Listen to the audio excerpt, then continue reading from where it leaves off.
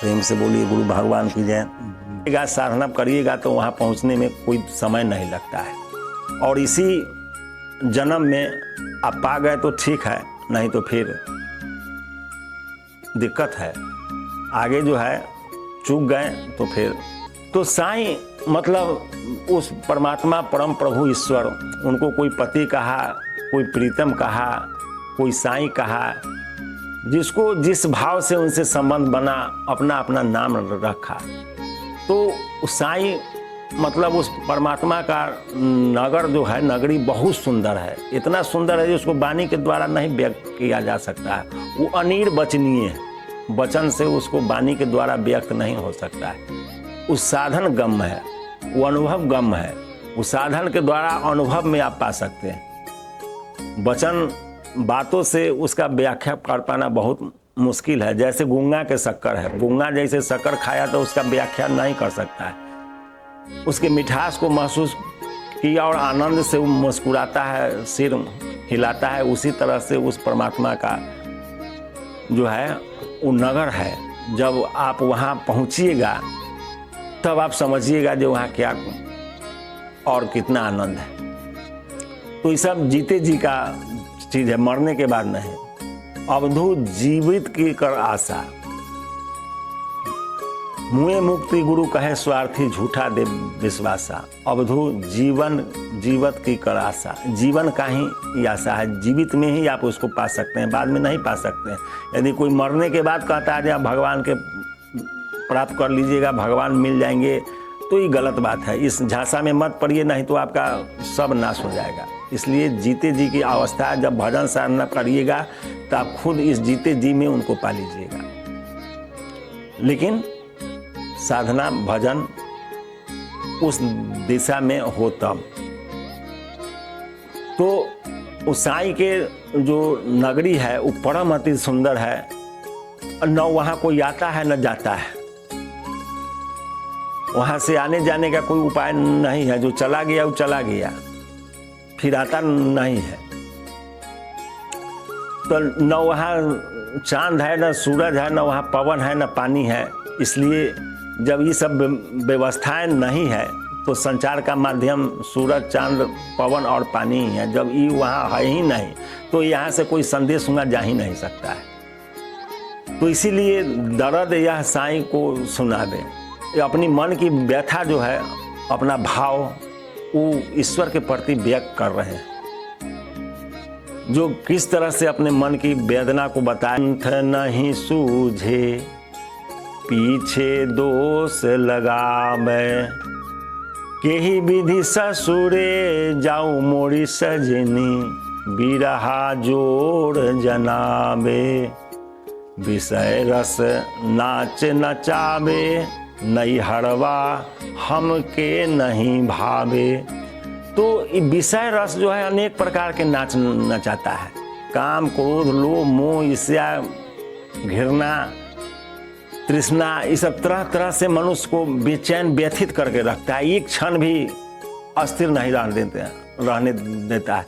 आप सो भी जाते हैं तो सोने के बाद भी यह क्रम चलते रहता है।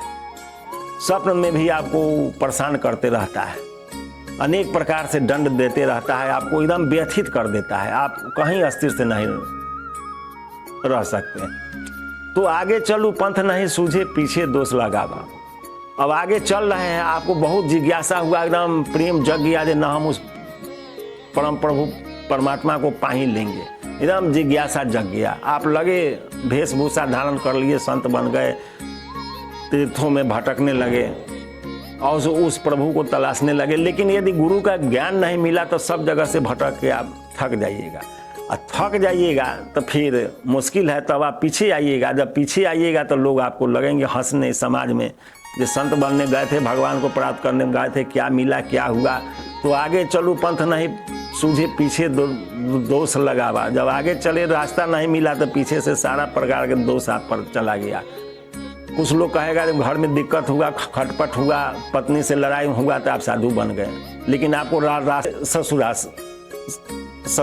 ससुरे मतलब होता है, स मतलब वो परमात्मा, सुरा मतलब श्वास। तो किस तरह से इस श्वास में आप अपने आप को ढाल के उस परमात्मा को प्राप्त कर सकते हैं। इस विधि को कोई महापुरुष, जो तत्वदर्शी महापुरुष हैं, जो गुरु हैं, वही बताएंगे कैसे श्वास में आप अपने नाम को ढाल के उसके जप करके और श्वास के जप के द्वारा आप उस परम प्रभु परमात्मा को प्राप्त कर सकते हैं। उसी को जो है ससुरे कहा गया है। ससुरे सब मतलब वह परमात्मा, सुरा मतलब श्वास, तो उस परमात्मा का निवास इस श्वास में ही है। तो इसीलिए यह शब्द बताया गया है कि केही विधि ससुरे जाऊ मोरी सजनी बिरहा जोर लगावे। किस तरह से, किस विधि से उस श्वास के भजन को हम पकड़े। तो जब तक कोई गुरु नहीं मिलेगा तो श्वास का भजन भी नहीं मिलेगा। जीवन भर पोथी पत्रा पढ़ते पढ़ते मर जाइएगा, कुछ नहीं मिलने वाला है। तो बिना सतगुरु कोई नहीं अपनो, जो यह राह बतावे। बिना सतगुरु के कोई अपना नहीं है। जब तक सतगुरु नहीं होंगे तो आपका कोई अपना नहीं है। अपना वही है जो इस भवसागर से आपको पार करा दे। तो भवसागर से पार कराने का जो विद्या है, विधि है, उस सदगुरु देव के ही पास है। इसलिए उनके चरणों में जाइए तो वो विधि बताएंगे। वो सबसे बड़े हितैषी है, तो आपको संसार सागर से पार कर देंगे। न तो बाकी लोग संसार में आपको भौतिक चीज देंगे, पैसा देंगे, धन देंगे, वस्त्र देंगे, भोजन देंगे, मकान देंगे, लेकिन वो आपको ब्रह्म ज्ञान नहीं दे सकते हैं जिसके द्वारा आप उस परम प्रभु परमात्मा को पाले। यह ज्ञान आपको कोई तत्वदर्शी महापुरुष ही देंगे। इसलिए गुरु के शरण में जाने देंगे और आपके जो अंदर में जो तपन है, जो उनके पाने की इच्छा है, जो लालसा है, वह समाप्त हो जाएगा और आप सारे दुख से छूट जाइएगा। आपका जीवन आनंद से भर जाएगा। इसलिए महापुरुषों के बताए हुए मार्ग पर चलिए, आपका जीवन एकदम कल्याण आनंद से भर जाएगा। और भजन प्रभु का नाम का जप करते रहिए, कल्याण निश्चित होगा।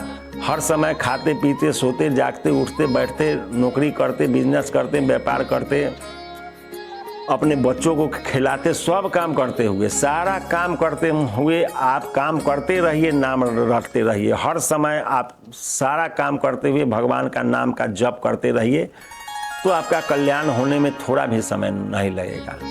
कर से कर्म करे विधि नाना, ध्यान रहे जहाँ कृपा निधाना। आप काम करते रहिए लेकिन ध्यान उस परम प्रभु के नाम में, रूप में, लीला में और धाम में लगा हुआ है तो सारा काम आपका यज्ञ के समान होने लगेगा। आप पूरी तरह से सारे कर्म करके भी कोई बंधन में नहीं फंसिएगा और इस संसार से पार कर जाइएगा।